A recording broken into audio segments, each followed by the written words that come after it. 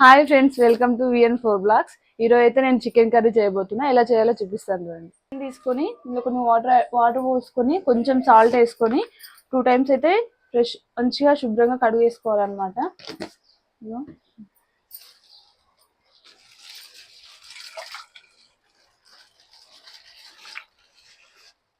Chicken అయితే శుభ్రంగా wash చేసి పెట్టేసుకున్నానండి.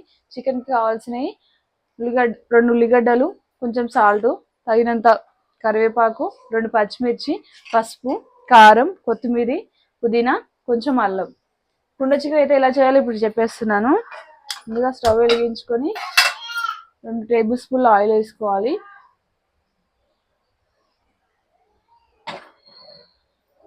ఆయిల్ కొంచెం హీట్ ఎక్కిన తర్వాతకి ఆనియన్స్,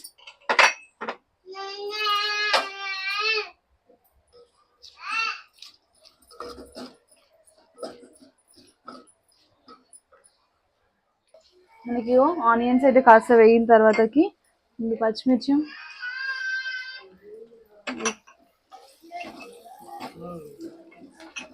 ఇంకా నెక్స్ట్ కొంచెం కరివేపాకు,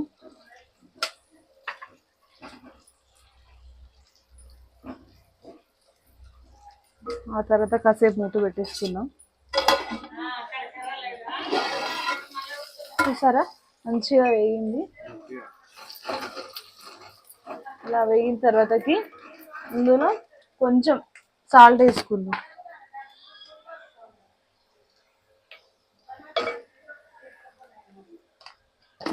సాల్ట్ వేసుకోవడం వల్ల ఇది తొందరగా ఉడికిపోతుంది, మంచిగా తొందరగా వేగుతుంది అనమాట, కింద మాడి పట్టకుండా.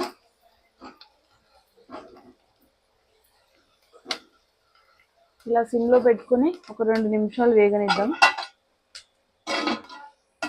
కొంచెం ఈ విధంగా మంచిగా వేగిన తర్వాతకి ఇందులో అయితే మనం శుభ్రంగా కడిగి పెట్టుకున్న చికెన్ అయితే వేసేసుకుందాం.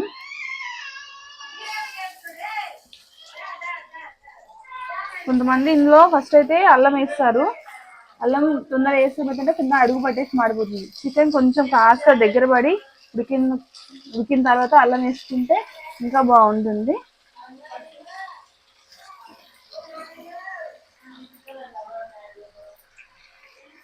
కొద్దిసేపు అయితే సిమ్లో పెట్టేసుకొని మూత పెట్టేసుకుందాం. ఇది కాస్త ఇప్పుడే కలిపామంటే అడుగు పెట్టేస్తుంది కాబట్టి కొంచెం ఉడకనిద్దాం దాన్ని. ఇలా అయితే కొంచెం బ్రౌన్ కలర్ వచ్చేదాకా ఉడికించుకోవాలి. ఆ తర్వాతకి కొంచెం అల్లం,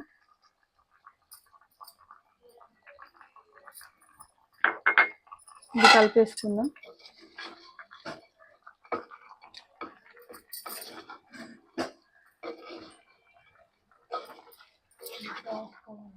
అల్లం వేసి కలుపుకున్నాం కదా, ఇప్పుడైతే పసుపు వేసుకుందాం.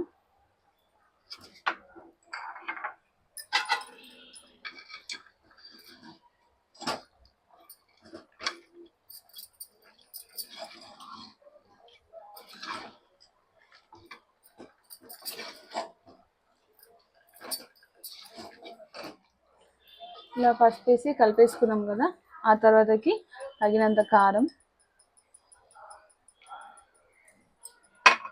ఇది మంచిగా దగ్గర పెట్టేటట్టు ఇలా కలుపుకుందాం.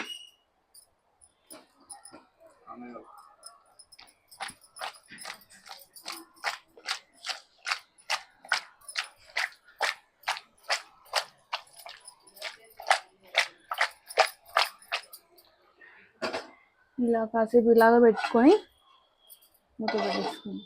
చికెన్ అయితే మంచిగా మెత్తగా ఉడికిపోయింది.